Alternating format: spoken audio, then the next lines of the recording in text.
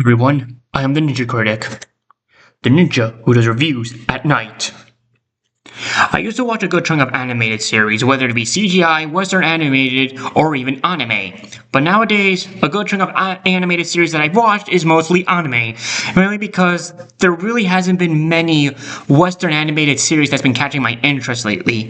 Trust me, we'll get to anime reviews someday here on Ninja Critic. But now for today's subject. Like with every piece of media, everybody, including myself, has a least favorite and most favorite, or in this case, a best and worst of just about anything. I mean, if you've watched my videos, you know that before then I've done some countdowns, and yes, I do still have plans to make those, but that's not today's video. Today's video is something different. If you have read the title of this video, and while nobody has asked me personally, a lot of you already know that today we're going to be tackling what I consider to be the worst animated series I have ever seen in my life. And I need to let you guys know something. I have not watched any reviews about this show, and I don't know what the overall general reception is. But, as you can guess, my reception towards this show, it's not good. No, it's not good. Now, when it comes to TV shows, movies, or video games, there are two factors that I take under consideration on whether I declare it the best of or worst of I've ever seen or played. Number one, I hate it out of passion because I wanted to like it. I actually can't force myself to hate the show when I already know it's not going to end up turning good in the end result. Which is why I never watched Velma to begin with. I saw the trailer, I knew it was going to be terrible, and I never once watched it. So why would I force myself to go through it when I know I'm just going to hate it at the end? And even if I did watch it, well, I can't expect Velma to be the worst thing I ever seen because I already knew it was going to be terrible. So that would be a no-brainer. The second factor I take under consideration, at no point in my life do I ever plan on rewatching any of its episodes. This one is primarily for TV shows, whether it be live action or animated. There are two examples for this, and they're not the best ones, but they are Teen Titans Go and Johnny Test. With Teen Titans Go, I hated it, but I'm not surprised. I knew I was going to hate it. So I can't say it's the worst I've ever seen when I knew it was going to be terrible. But with that being said, I have to give credit where credit's due. And Teen Titans Go, it does actually have some good episodes, even without how awful the show is. Like, there's an episode called 40%, 40%, 20% that I actually do love rewatching. So Teen Titans Go kind of gets a free pass on it, even if I know I hate the show. And with Johnny Test, throughout its 6-season run, I would go back and rewatch the first season because it was the only season that I actually liked. So when even the worst animated series that people would declare, like the two I just mentioned, can give me some rewatch value, well, I can't say it's the worst I've ever seen. With this series, on the other hand, I've watched all their episodes. At no point did I want to watch their episodes ever again, let alone the series. And the only reason why I rewatched it was for this video. And here's the thing, this show that I'm about to mention, it may not seem worst material ever, but you don't know how many times I've wanted to drop it, but I had to continue just to see how the whole journey ends, and by the end of it, I was not happy at all. So, to answer the million-dollar question, the worst animated series that I have ever seen in my entire life is none other than Kid versus Cat. Before we get started, I need to address one thing.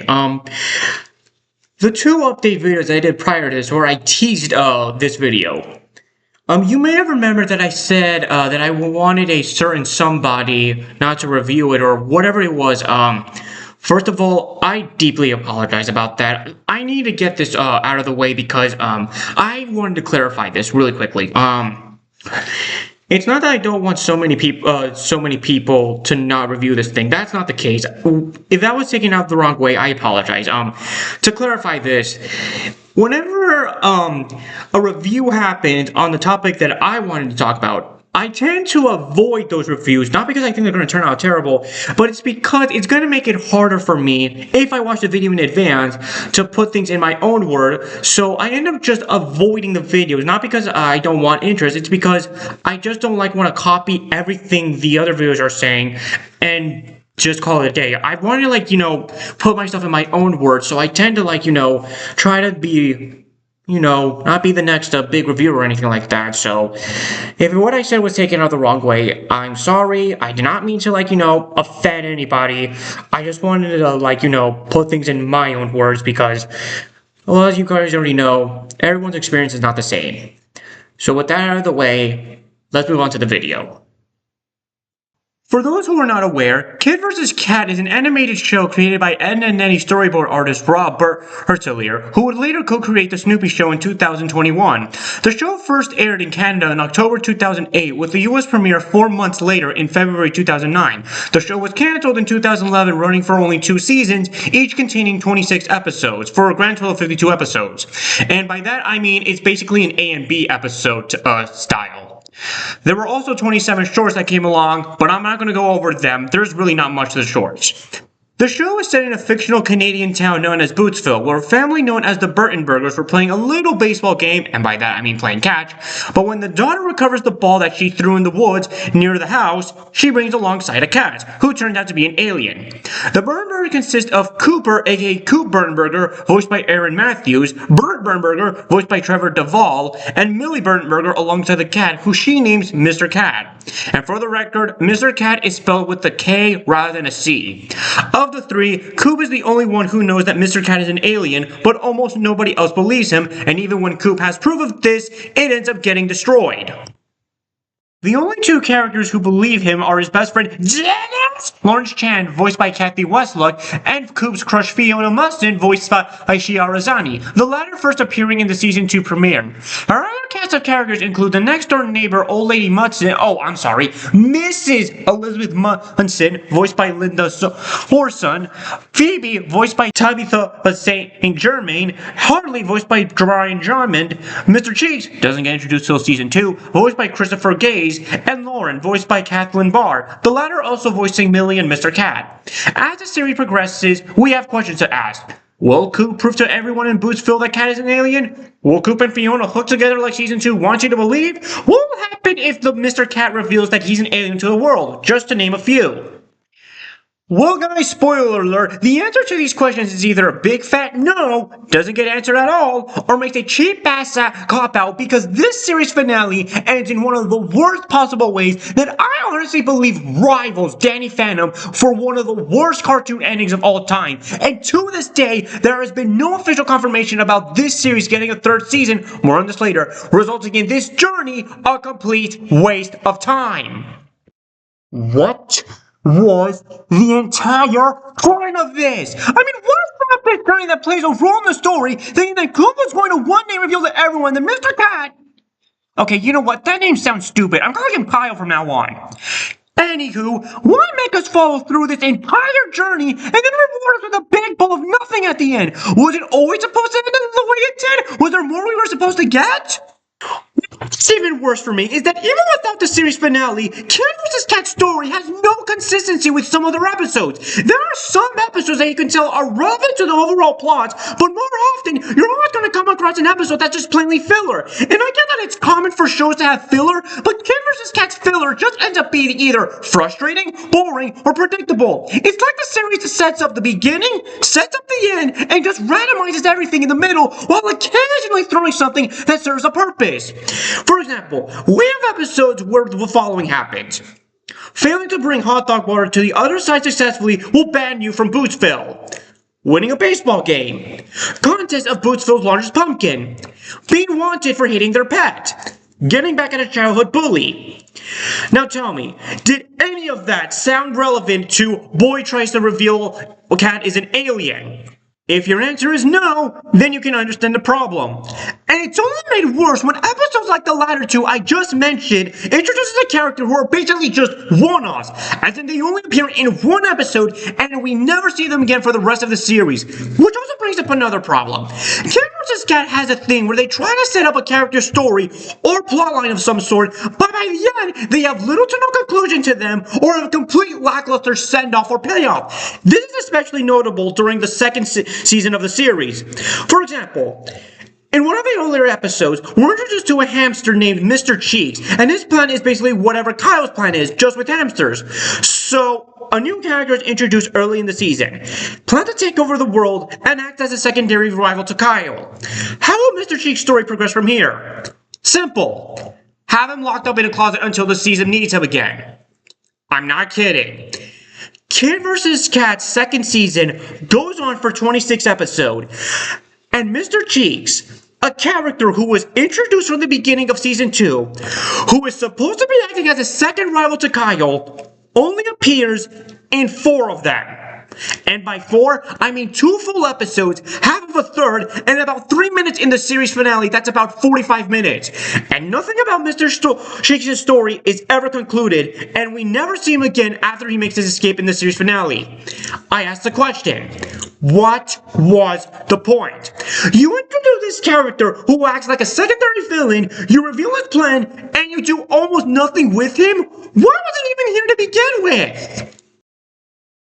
Taking the other characters into account, who the hell is Fiona and what purpose does she have? Well, as I mentioned earlier, she debuts in season 2 of the series, and it's revealed that she's Elizabeth's niece, and she, other than Dennis, is the only character who believes Coop is telling the truth in which Kyle is indeed an alien.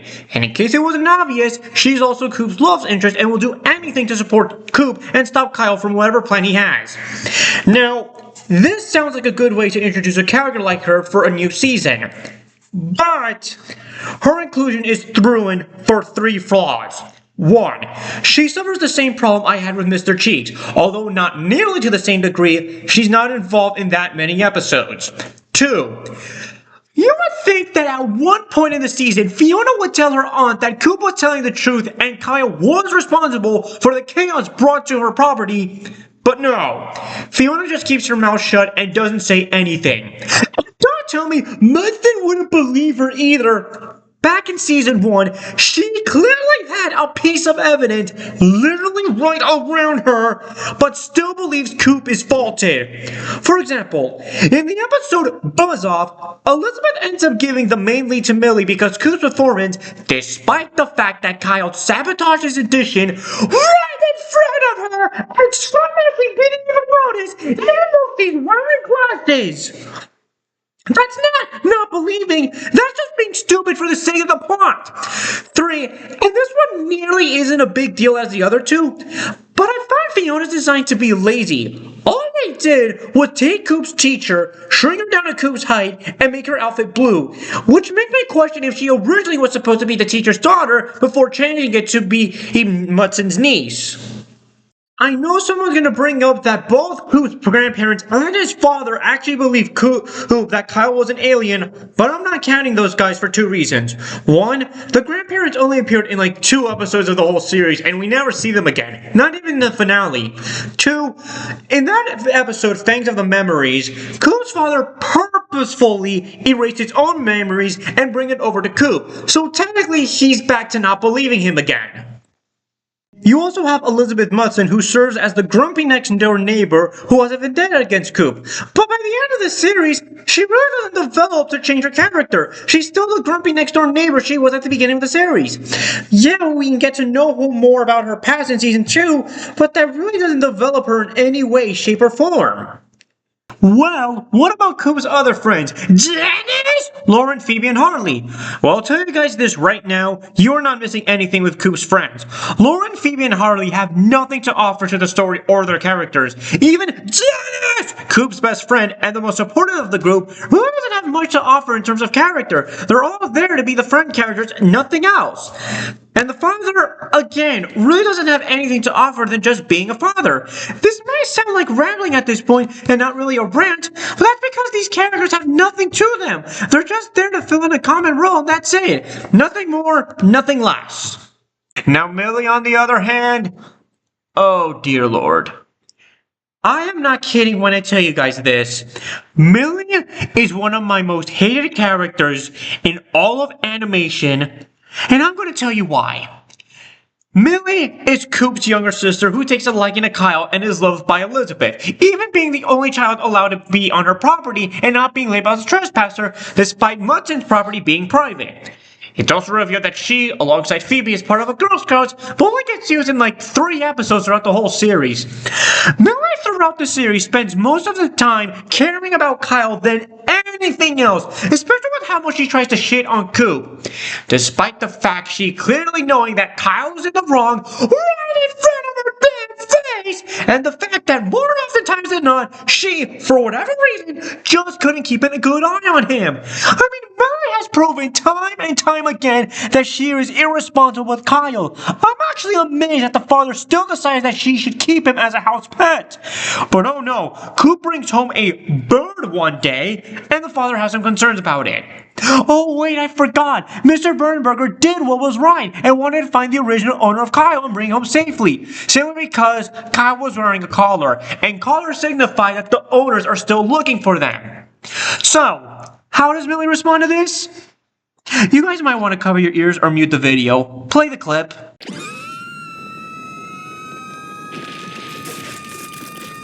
Okay, you guys, you can unmute the video or uncover your ears.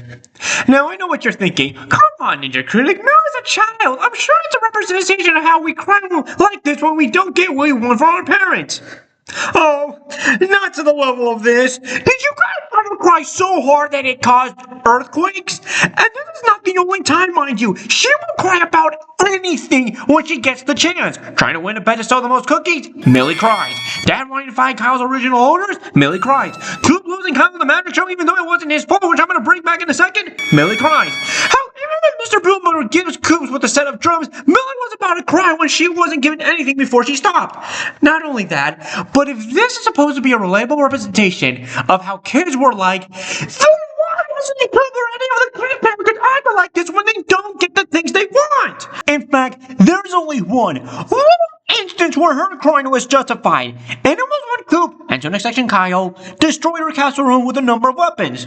I'm sorry, Coop, but you brought that one upon yourself. Another problem that I have with her is that she can be responsible for some disasters, but gets no consequences for it. For example, in the episode Class Act, Coop ends up losing Kyle from a magic trick, and obviously Kyle did this on purpose to make Coop look bad. Coop, as he always is, ends up getting credit until Kyle is found.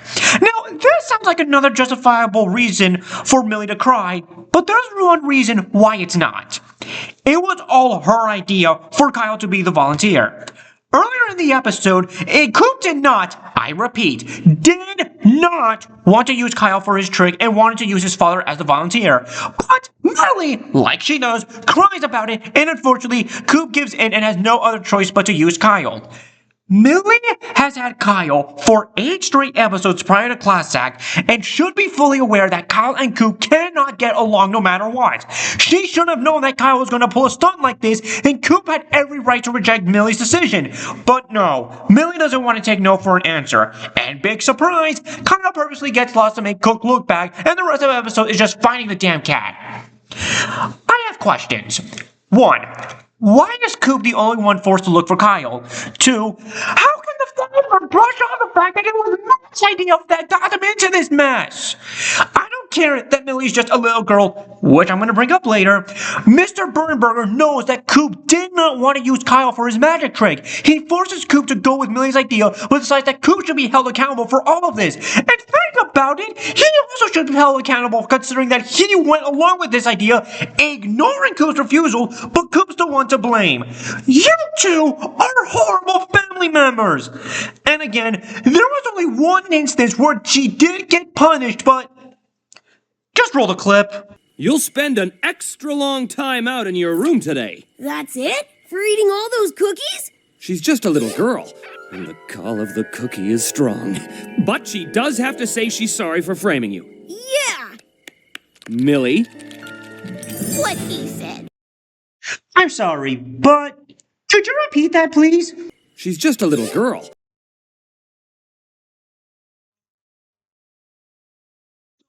Let me get this straight. Millie frames Coop for eating all those cookies, only to find out it was her behind the curtains, and she doesn't even get a harsher punishment because she's just a little girl? What punish for is just a slap of the wrist compared to all the punishment that Coop's gotten, and the kids in real life actually do get harsh punishment. How even if he's 2 years older, Coop is almost the same size as Millie, and he's just a little boy. Sorry, not buying that excuse. And the sad part is, the lackluster suffering cast, the lack of development, the inconsistent storytelling, those are not even the worst part about this show, and I think it's time we get to that part now. The absolute worst thing about this show is the ending. Do you guys remember when I said at the start of this review that I said Kid vs. Kat has an ending that might rival Danny Phantom for one of the worst animated endings of all time? Now, writing an ending to a story is hard because there's a lot of consideration you gotta take in. You have to wrap up character arcs and their stories, answer all the questions, and not create new ones in the process. It's why Mob Psycho 100's ending is so beloved, while Game of Thrones' ending is so hated. Even sitcoms, which generally don't have much in terms of story and are primarily there to make people laugh, are not immune to this. 2.5 Men being a good example of this. As you can guess, Kid vs. Kat does not a good job with its ending, because not only does it not answer any questions, or at the very least give lackluster ones, but it also creates new ones in the process. So obviously, I'm going to spoil the ending. Here it goes. In the series finale, Coop, Fiona, Millie, Lauren, and Harley all end up on Kyle's home planet, Cat Nebula, and throughout the episode, we get callbacks to previous episodes, such as the previously mentioned Mr. Cheeks and the son of the main leader. After witnessing all of this, Millie, Harley, and Lauren have finally found out that Kyle is in fact an alien, even to the point that Millie admits that Coop was right the whole time near the end of the episode. When Coop goes back to retrieve a frisbee, Kyle blasts Millie, Harley, and Lauren with a ray gun, and it's revealed that the gun wiped out their memories about Kyle being an alien. Not surprisingly, Coop and Kyle have another tussle, and during that tussle, Fiona ends up getting her memory wiped about Kyle being an alien, and the series ends with Dennis saying, "Here we go again." Yeah, show of hands. Does anyone else see the problem with this ending? Yeah. This ending raises questions. 1. This is more towards the episode. How is it that only one of the alien cats can talk normally, but the rest just meows? 2. Why were Millie, Lauren, and Harley the only targets for the memory wiper? 3. What happened to Mr. Cheese after he escaped? Did he stay behind the planet, or did he tag along with the others while being unnoticed? 4. And this is the biggest one of all. Why didn't Kyle use the damn gun on Coop as well? Throughout the series, Kyle wanted to make sure that nobody knew he's an alien until his fan was in full swing. He wanted to stay identity free until the very end, which kind of defeats the purpose of having that gun now I think about it. And this episode just expands on this, that if even if someone found out, they would need to have their memories erased and then act like nothing happened. So why didn't Kyle just erase Coop's memory just like that with almost the rest of the game? This isn't just a problem in the final episode. This circles back to the series premiere. Yes, the very first episode originates this problem for me. The first scene we see is Kyle crashing down near the Burton Burgers, and after Millie loses the ball from a powerful throw, Coop is ordered to get it deep in the bushes. Once Coop finds the ball, Coop reveals himself and...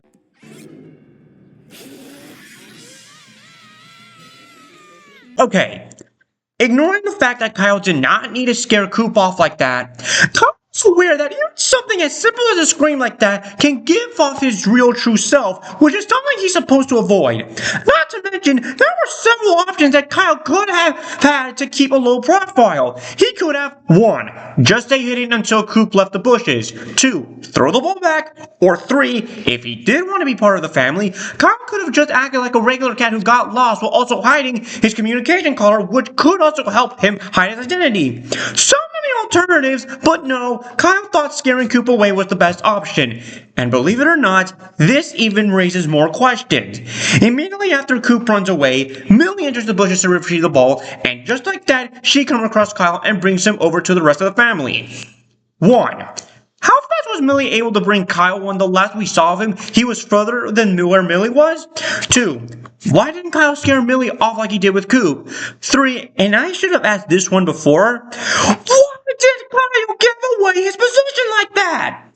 Oh, and you think that's all? No, there's more.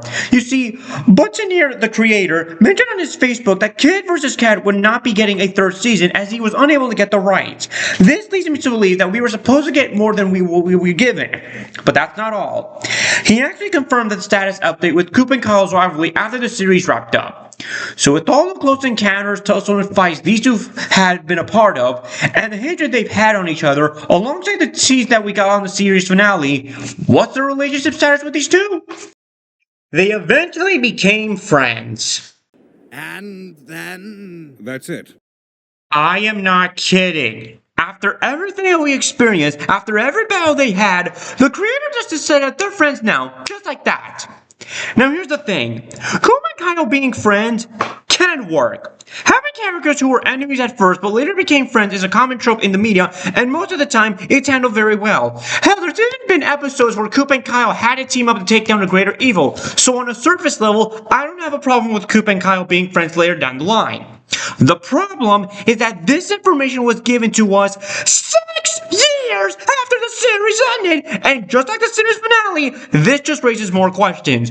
1, why did we have to wait 6 years to get this update? And 2, and here's the bigger one, what on earth did Coop and Kyle do to become friends? Okay, look. I know having Coop and Kyle having a tussle every episode would get repetitive and worn out, but this was not the way to go. You don't just tease that the rivalry is going on, saying nothing, and just reveal, yeah, they're friends now. If you really wanted Coop and Kyle to become friends, then some of the series should have been about developing the relationship. You can obviously keep the rivalry, after all, that's the point of the series, but instead of having episodes focused on one-off characters, those episodes could have been used to develop Kyle and show more of his caring side. Have Coop think that Kyle isn't evil as he originally thought. Have more episodes focused on the father Millie trying to get those two together after so many tussles. You could have had Kyle study family more and realize that maybe he enjoys being a stray cat than an alien cat and gives up his evil ways. There were so many opportunities to flesh this out, but no. Instead, here's a memory eraser to undo the character's mind, tease another tussle, and suddenly say, okay, they're friends now after this long. Like, what the hell? Guys, listen. I have been wanting to get this off my chest for the longest time because I thought I had a lot of things to say about this series. I could have just canceled this project and say that the worst animated show I ever saw was Kid vs. Kat, but after 2 videos teasing this, doing that would have been a cop-out and better than that. I actually had to rewatch the series again, not only for this video, but to make sure I got my main points in the script. To tell you the truth, guys, I was not looking forward to rewatching this series at all, but I had to do it just for this video and to see if my opinion has changed. In case you couldn't tell, it did not. Whether it be the forgettable music, miserable or boring characters, inconsistent storytelling, or eyebrow-raising questions, Kid vs. Kat just gives me a headache the more I think about it. And I haven't even gotten to the minor stuff like the repetitive use of the fight cloud and the recycled audio in some scenes. When I first watched this series, I came into the mindset that at best, this would be a cheesy but decent series. After watching the first season, it just ended up being a mediocre, lifeless, and annoying series. But despite all this, when I heard that it would be getting a second season, I had hope that maybe season 2 can help fix the problems I had and turn this mess around. I was in disbelief when season 2 didn't even bother fixing the problems and just ended up creating new ones in the process, all while beating up to an ending that just felt like a middle finger to me after everything I went through with this journey. There was nothing I liked about this series for me, and for the first time in the Ninja Critic series, I'm not even going to bother giving this show a score. It doesn't deserve one for me. Some of you may argue that there are worse animated shows out there, and that's completely fine, guys. I'm sure there are, but keep this in mind. I haven't watched every single animated series, and even if there are ones that are worse than this one, I'm sure they have at least one decent thing about it, even if it's not a big one or if it's not much. I tend to find some positivity inside something, even if it's mostly negative. Well, unless you're AI generated, you're guaranteed to suck no matter what. With Kid vs. Kat, it's one of the rare times where I had given up on positivity because time and time again, it just kept letting me down every chance it gets. This is one series I hope to never talk about again, unless it's a countdown video of some sort. Ugh.